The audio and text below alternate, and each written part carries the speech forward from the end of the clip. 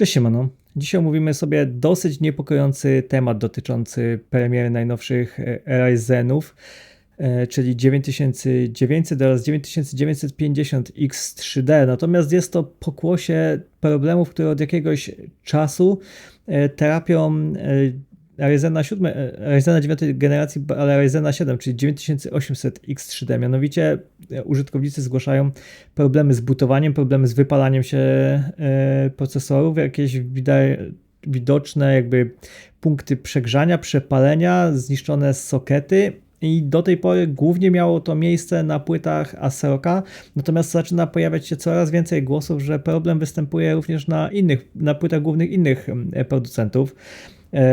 Do mnie niedawno dotarł Ryzen 9950 X3D, czyli najmocniejszy z rodziny Ryzenów, który jest obecnie dostępny na rynku.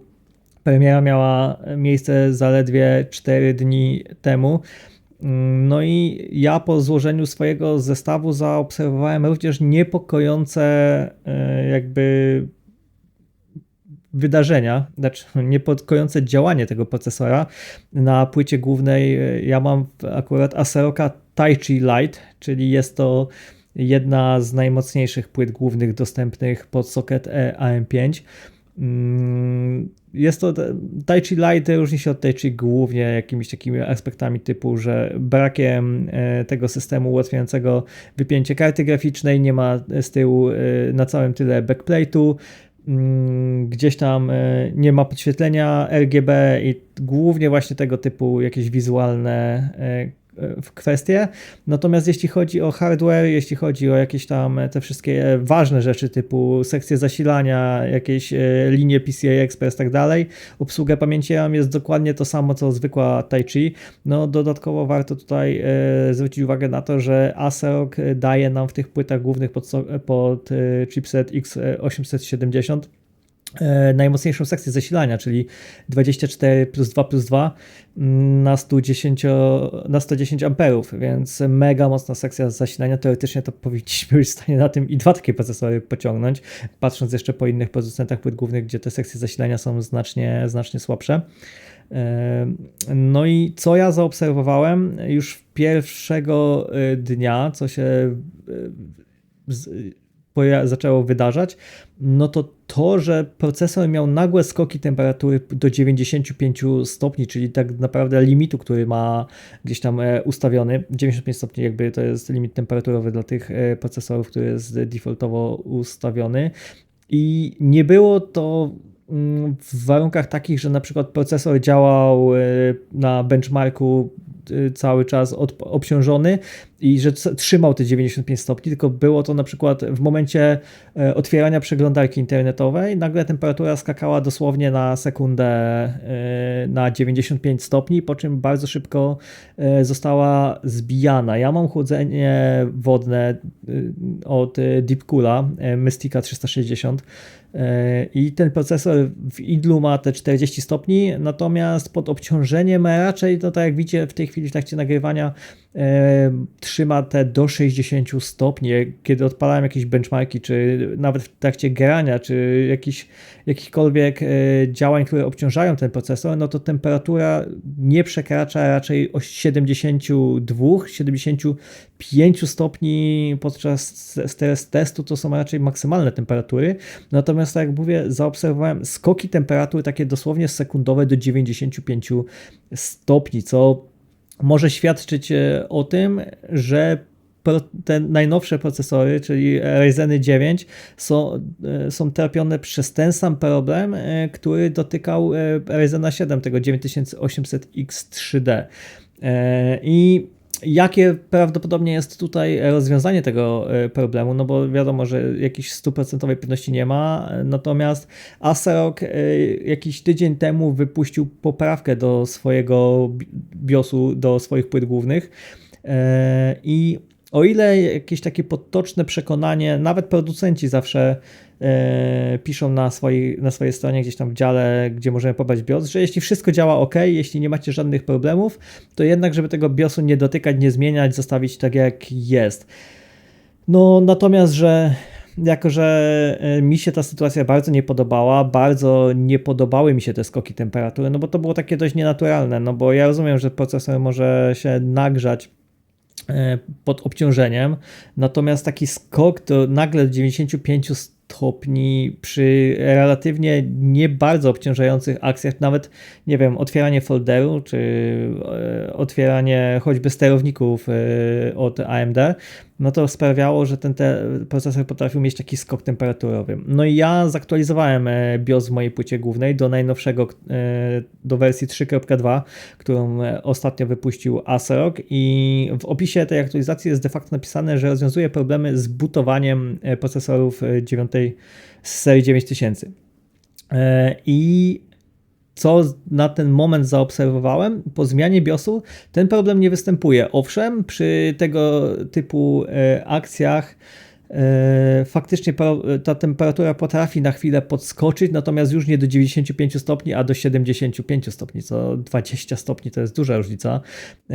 Jako że dla sprzętu najbardziej szkodliwe są właśnie te skoki i różnice temperatury. Jakby jeśli mamy stałe 75 stopni, ten procesor będzie w takiej temperaturze pracował, czy nawet 85 stopni, no to jest ok. Natomiast jeśli ta temperatura skacze 85-40, 85-40, 85-40, no to już jest raczej niezdrowe dla procesora, czy dla każdego innego sprzętu elektronicznego, bo po prostu materiał może ulegać przy tym degradacji. No i jak na ten moment mam wrażenie, że aktualizacja BIOSu rozwiązała ten problem u mnie. Od tego czasu nie zaobserwowałem już tak wysokich skoków temperatury. Tak jak mówię, zaobserwowałem skoki no te 75 stopni, natomiast 75 to nie 95, więc myślę, że w tej kwestii jest to duża poprawa. No i o czym to może świadczyć? No myślę, że problemem mogą być tu faktycznie BIOSy w płytach głównych, które z jakiegoś powodu w określonych warunkach potrafią bardzo przestrzelać napięcie na procesorze i to może powodować właśnie uszkodzenia tych procesorów AMD i tych wszystkich 9800X3D, które gdzieś tam na Reddicie czy ogólnie w sieci możemy przeczytać, że użytkownicy zgłaszają problemy, czy to z bootowaniem, czy faktycznie no, z tymi wypalonymi soketami, czy jakby uszkodzonymi procesorami. Na ogół, jeśli takie problemy występują, a raczej z tego co wiem, to czy to sklepy, czy tam AMD nie robi problemów z wymianą tych procesorów, natomiast myślę, że warto tą sytuację monitorować, no bo tak jak mówię, no to te skoki temperatury mogą świadczyć o tym, że te nowe Ryzeny 9 również są dotknięte tym samym problemem co 9800X3D. I pytanie, czy problem wynika z samych procesorów, ich budowy, czy problem wynika faktycznie z BIOSów w płytach głównych, które przestrzelają te napięcia. No ja będę na pewno sytuację monitorował, na pewno jeśli coś się tutaj zmieni, jeśli coś zauważę niepokojącego, no to dam Wam na pewno o tym znać. Może gdzieś tam też w sieci pojawią się jakieś szersze informacje, może samo AMD, czy tam sami producenci płyt głównych się ustosunkują, no bo tak mówię, do tej pory na pewno ustosunkował się do problemu ASRock i tak jak mówię, wypuścili nowy BIOS 3.2 do chipsetu X870E. I tak jak mówię, u mnie zmiana BIOSu problem rozwiązała. Jeśli macie też takie obserwacje, że takie rzeczy się u Was dzieją, te skoki temperatury, no nawet jeśli nie macie jakiegoś monitora temperatury odpalonego, no to po wentylatorach słychać, bo w momencie, kiedy ten skok temperatury się wydarza, no to automatycznie też wentylatory nam się podkręcają do 100%, no bo chcą jak najszybciej schłodzić ten procesor. Więc sam organoleptycznie, na sam słuch jesteście w stanie stwierdzić, czy coś takiego ma miejsce. Tak jak mówię, nie chodzi tu o sytuację, kiedy odpalicie benchmark, czy jakiś stres test, kiedy procesor jest obciążony, czy w trakcie grania, tylko chodzi tu o jakieś proste zadania typu właśnie otworzenie przeglądarki internetowej, otworzenie, nie wiem, notatnika, i w tym momencie właśnie procesor dostawał takie skoki temperatur, co na pewno raczej nie było tutaj zamierzone przez producentów i nie jest to coś, czego chcemy doświadczać w naszych komputerach. Jeśli chodzi o samą aktualizację BIOSu, no to obiektywnie nie trzeba być jakimś szpecem komputerowym i nie trzeba mieć jakiejś nie wiadomo jak dużej wiedzy na temat komputerów, żeby sobie taką aktualizację wykonać. Oczywiście, jeśli się boicie, jeśli nie macie totalnie o tym pojęcia, to raczej zlećcie to komuś, kto się na tym zna. Natomiast to jest kwestia pobrania aktualnego BIOSu ze strony producenta, wrzucenia tego na pendrive'a i wejścia do BIOSu i kliknięcia funkcji Easy Flash. Przynajmniej na płycie ASRock'a, jak wejdziecie sobie do BIOSu, jest tam zakładka Tools i w tej zakładce jest opcja nazywająca się Easy Flash.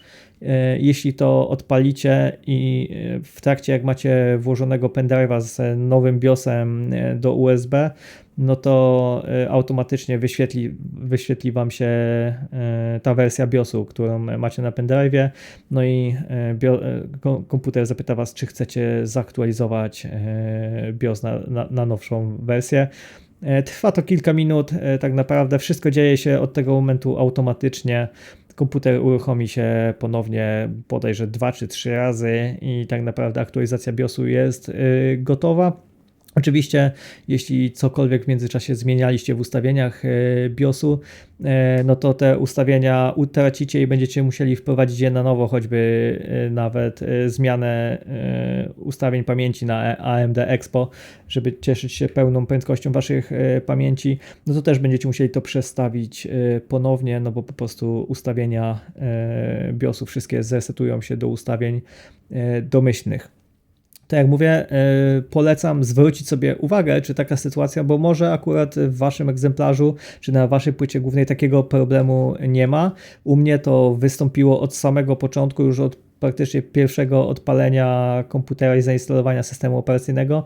Jakby wcześniej nie zwróciłem uwagi, bo tak naprawdę nie oszukujmy się, jeśli nie miałem Windowsa odpalonego, no to raczej ciężko było, żeby zauważyć jakieś takie zachowanie, natomiast mówię, już po zainstalowaniu Windowsa, przy pierwszych jakichkolwiek akcjach, które wykonywałem na komputerze, zauważyłem, że coś jest nie tak właśnie po tym, że co chwilę odpalały mi się na 100% wentylatory, no i tak mówię, ten procesor wskakiwał na te 95 stopni na sekundę, dwie i na momencie zostawał schłodzony do standardowych jakichś tam 50 powiedzmy stopni, więc jest to dosyć, przynajmniej z mojej perspektywy, niepokojące, że taka sytuacja po raz kolejny ma miejsce.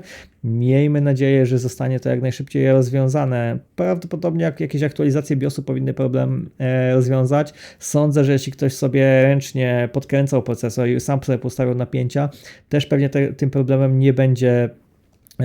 nie będzie dotknięty, no bo wiadomo, że jeśli sobie sami ustawicie, chociaż może być jakiś błąd w BIOSie, który nawet jeśli ręcznie ustawicie napięcia, to mimo wszystko będzie je z jakiegoś powodu podbijał, więc no, jeśli coś widzicie niepokojącego, wydaje mi się, że mimo potocznej opinii, że jeśli wszystko działa, to lepiej BIOSu nie ruszać, no to wydaje mi się, że lepiej ten BIOS sobie zaktualizować na najnowszy, żeby po prostu nie mieć takich problemów, żeby ten procesor się nie wypalił niepotrzebnie i nie komplikować sobie życia potem jakimiś reklamacjami, zwrotami i tak dalej. Myślę, że lepiej załatwić to im wcześniej, wiadomo, tym lepiej, zanim jakieś niepotrzebne już uszkodzenia się na procesorze pojawią. No zwłaszcza, że weźmy pod uwagę, że nowe Ryzeny 9 to nie są tanie procesory, no bo 2800 zł za 9900 X3D i 3500 za 9950, no to już są niemałe pieniążki, także myślę, że warto sobie tego przypilnować i zwrócić na to uwagę. No a dzisiaj ja się z Wami już żegnam. Oczywiście, jeśli czegokolwiek się w temacie dowiem, dam Wam znać w kolejnym filmie lub nawet wrzucę jakiegoś posta na społeczność, żebyście po prostu mogli być na bieżąco z tematem. Natomiast mam nadzieję, że ta aktualizacja BIOSu rozwiąże przynajmniej u mnie ten problem. Także trzymajcie się, cześć i do usłyszenia, hej.